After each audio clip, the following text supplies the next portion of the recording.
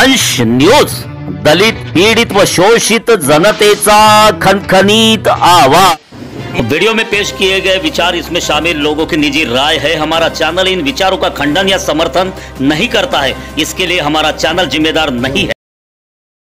तर आपला समाज हा जवळपास 85% जातो। 85% लोकांना 52% आरक्षण आणि 15% लोकांना 48% आरक्षण ही शुद्ध चाणक्य नीती आहे, हे आपण लक्षात घेतलं पाहिजे। अरे इथंच तर गळा कापला जातोय। तुमच्यामध्ये भांडण लावून 15%चं सरकार तुमच्यावर अतिक्रमण करून उद्या आरक्षण रद्द करण्यासाठी तुमच्यामध्ये भांडण लावण्याचं काम करतोय। कधी समजाल, कधी तुमच्या लक्षात येईल। ज्या सरकारने 2 सप्टेंबरचा जी.आर. काढला, तो जी.आर. वाचाल तर हे कुठले नाचे आणि सोंगे आहेत, सोंगे आहेत की पोंगे आहेत हे तुमच्या लक्षात येईल। अरे 200, 374 जातीवर एका जरांगेच्या भरोशावर तुम्ही निवडून आलात। तुम्ही सांगत होतात माझा डीएनए ओबीसी आहे। मग तुमचा डीएनए ओबीसी आहे तर तुम्हाला 374 जातींनी त्या खुर्चीवर बसवलं, त्यांचा विसर तुम्हाला कसा पडला? त्यांच्यावर अन्याय करण्याची हिम्मत कशी झाली? हा जी.आर. ओबीसी मध्ये घुसखोरी करून ओबीसीच्या मानेवर सुरी चालवण्याचं काम या सरकारच्या माध्यमातून होत आहे। हे मी या ठिकाणी आपण कोणालाही माझ्या मंचावर आणा, हे मी सिद्ध करून दाखवेल। म्हणून माननीय मुख्यमंत्री महोदयाकडे गेलो होतो ना मी, की साहेब हा आमचा हा जी.आर. हा रद्द करा। या जी.आर. नुसार ओबीसी कुठे दिसणार नाही। जेवढ्या रिक्रुटमेंट होत आहेत तुम्हाला सांगतो मान्यवरांनो, विदर्भामध्ये जेवढ्या जागा भरल्या जात आहेत त्यातील ओबीसीच्या सर्व जागा या मराठवाडा आणि पश्चिम महाराष्ट्रातील मराठा समाजाने घेतलेले ओबीसी प्रमाणपत्र आहेत, त्यांची निवड होत आहे। स्थानिक एकही इथे नोकरीवर लागत नाहीये। काल परवा मुंबई नागपूर कॉर्पोरेशन मध्ये भरती झाली, एकही माणूस, एकही नोकरी विदर्भातल्या माणसाला मिळाली नाही। आमच्याकडे जेवढे कृषी सहाय्यक आलेत, माहिती काढा, जिल्ह्यात तालुक्यात एकही माणूस आपला नाही। नोकऱ्या संपवून टाकल्या जात आहेत आणि मोठ्या समाजाला हे सर्व आरक्षण दिलं जात आहे।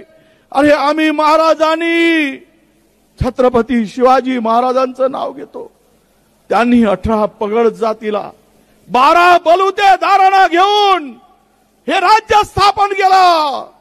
12 बलुतेदारांची काळजी महाराजांनी घेतली, परंतु हा जरांगे आमच्या मुळावर उठला आहे आणि हे फडणवीसांचं सरकार आम्हाला मुळापासून संपवण्याचं काम करण्यासाठी जरांगे पुढे झुकला आहे। म्हणून शुद्धीवर आणण्यासाठी आजचा हा मोर्चा आहे कि सुधर जाओ, होश में आओ, नाही तर तुम्हाला तुमची जागा दाखवल्याशिवाय राहणार नाही, हे या ठिकाणी आहे। काय म्हणतात जरांगे? म्हणजे राजकारण करायला निघाले म्हणतात। आम्ही राजकारण करायला निघालो असतो। गेली 15-20 दिवस सातत्यानं ओबीसीच्या लोकांना हे समजावून देण्याचं काम आम्ही करतो। अरे इथे कोणाचा तरी फोटो आहे का? कोणत्या नेत्याचा फोटो लावलाय? वडेट्टीवारांचा फोटो कुठे दिसला? अरे आमदारकी गेली खड्ड्यात। माझ्या 372 जातीवर अन्याय होत असेल तर वडेट्टीवार उतरणार मैदानात, कशाचीही पर्वा करणार नाही, कशाची चिंता करणार नाही। सत्ता पद हे आज आहे उद्या नाही आहे, पण ओबीसी बांधवाचं संरक्षण करणं, त्यांच्या हक्काचं संरक्षण करणं हे आमचं पहिलं काम आहे। म्हणून मी मैदानात उतरलो आहे. माझे सर्व सहकारी मैदानात उतरले आहेत. त्याची पर्वा आम्ही केली नाही. आणि कोण मूर्ख आहे ह्या मराठ्यांनाच समजत नाही. अरे बाबा, माझी लेकरं तो जरांग्या म्हणते, ती तुझी लेकरं, आमची काय बकरे? तुझी लेकरं आमचे बकरं. ईडब्ल्यूएस मध्ये त्यांना 10% आरक्षण मधून 8.5% आरक्षणाचा फायदा मराठा समाजाला मिळतोय. 8.5%. आता नोकरी मिळत आहे ना बाबा. काल आम्ही एमपीएससीचा निकाल पाहिला.